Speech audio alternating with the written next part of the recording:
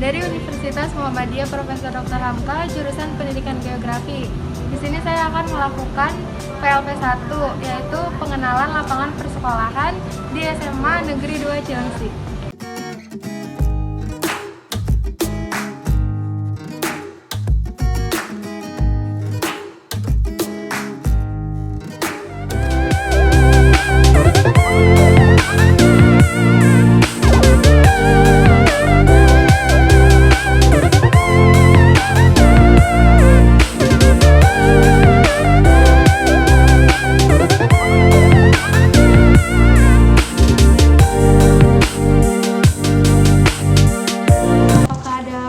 Struktur organisasi sekolah pada saat Bapak menjabat menjadi kepala sekolah di Seman 2 Cilengsi ini, jika ada struktur organisasi atau tata tertib sekolah apa yang mengalami perubahan?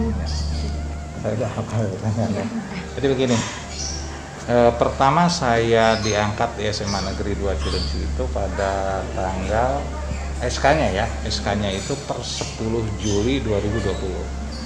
Namun melaksanakan tugas di sini setelah serah terima jabatan dan mulai bertugas di sini tanggal 23 Juli 2020, bukan 10 ya, 20. Jadi baru 1 tahun sekian bulan. Nah, sehingga pada saat saya masuk ke sini kan pembagian tugas mengajar dengan pola daring dan tidak diperkenankan tatap muka, itu sudah terbentuk sudah ada pembagian tugas, SK pembagian tugas dari kepala sekolah yang sebelumnya. Jadi saya tidak mengadakan perubahan-perubahan, artinya mengikuti yang sudah ada ya, karena itu sudah terpola ya, tidak diadakan perubahan. Namun seiring waktu ada hal-hal lain yang mungkin berubah ya, dikarenakan kondisi, bukan karena sesuatu yang dinilai ini jelek dan sebagainya, bukan, tapi kita nilai yang baiknya aja.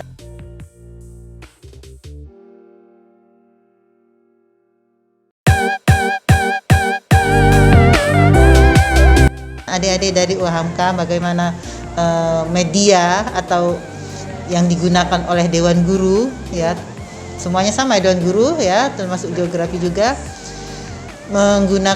memaksimalkan kesempatan penggunaan teknologi yang ada ya.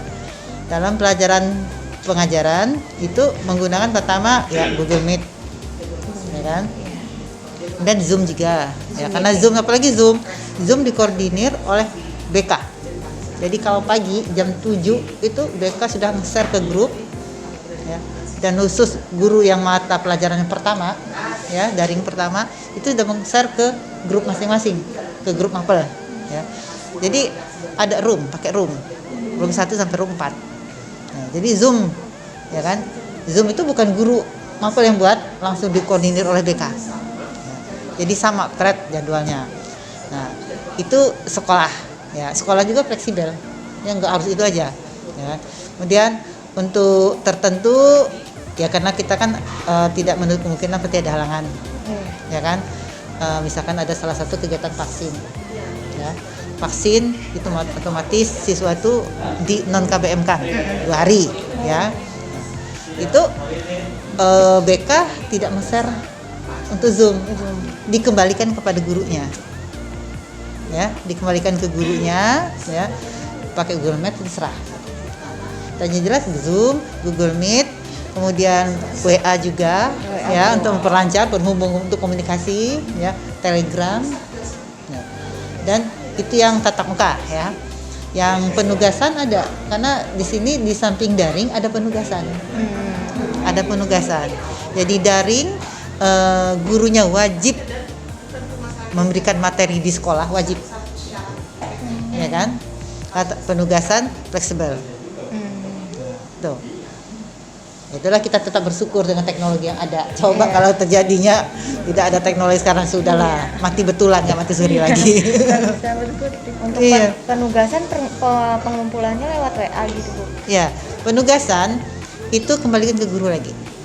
Ya, umumnya banyaknya menggunakan ini GCR. Google pakai Classroom. GCR, Google Classroom, kemudian Telegram. Ya, kembali lagi ya ke fleksibel. Yang penting bagaimana kreasi guru itu menghimpun jawaban apa tugas-tugas dari siswa. Ada yang langsung dikumpulkan? Ada, tapi sedikit. Ya, sedikit. Ya, ada kan. Ada. Dan makanya guru diberikan fleksibel. Yang penting itu jalan. Kalau di masa pandemi ini kurikulum tidak terlalu dituntut. Iya. Ya kan? Susah semua. Ya, nggak bisa. Yang penting jalan. Ya namanya kita dalam masa darurat. Iya.